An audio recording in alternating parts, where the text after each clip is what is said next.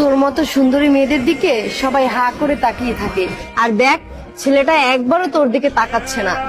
আমি কি ওকে দেখানোর জন্য সাজুগুজু করে আসি নাকি? আর টাকাটা হবেই বা কেন? আমি কি খুব শক্ট? কেন তাকাইলো না? তোরা যা, তোদের দিকে তাকায় থাকো, আমার তো ঠেকা পড়েনি। অবশ্যই তাকাতে হবে, প্রত্যেকটা মেয়ে চায় তার দিকে তাকা। কেন ছেলেরা চায় না?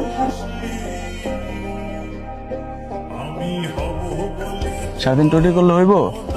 আচ্ছা, ওই মেয়েটা এমনি করে বসে আছে কেন? শুনলাম ওর নাকি রেজাল্ট তোরা ভালো হয় না। ঠিক আছে, তোরা থাক। আচ্ছা আসতেছি। তোমাকে হাসি মুখে সুন্দর মানায়। আমার রেজাল্ট আমি জানি, ক্যাম্পাসের সিনিয়র হিসেবে বলছি, এরপর যদি কোনো বিষয়ে কোনো হেল্প দরকার হয় আমাকে জানাবে, ঠিক আছে?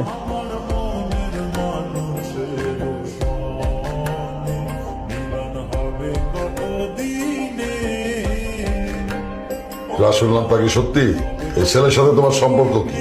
সম্পর্ক আছে কে বললো? বাড়ি ফিরতেছিলাম, নিজের বাইক দিয়ে নামাই দিচ্ছে। আমি এই ইউনিয়নে পলিটিক্স করি, আমি আশা করব তোমার নিয়ে আমার যেন কোনো বিতর্কে জড়াইতে না হয়।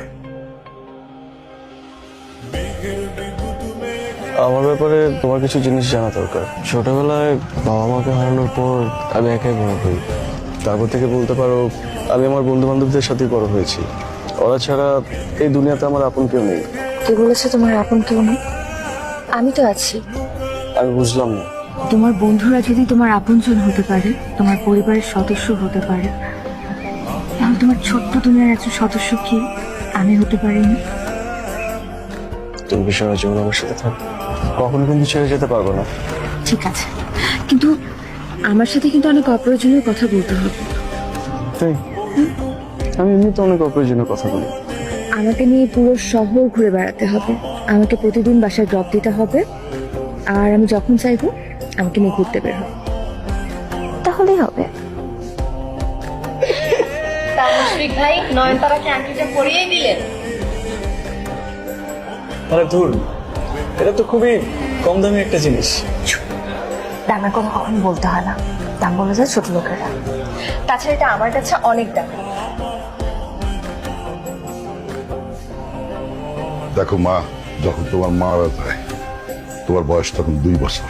তোমার সুখের কথা চিন্তা করে আমি বিয়ে শাদী করি নাই। কেন করি নাই জানো? তুমি যাতে ভালো থাকো। দুনিয়ার কোনো বাবা মাই চায় না তার মেয়ে কষ্টে থাকুক, তুমি সুখে থাকো, সেটাই আমি চাই। কিন্তু ওই ছেলে কোনোদিন তোমারে ভালো রাখতে পারবো না।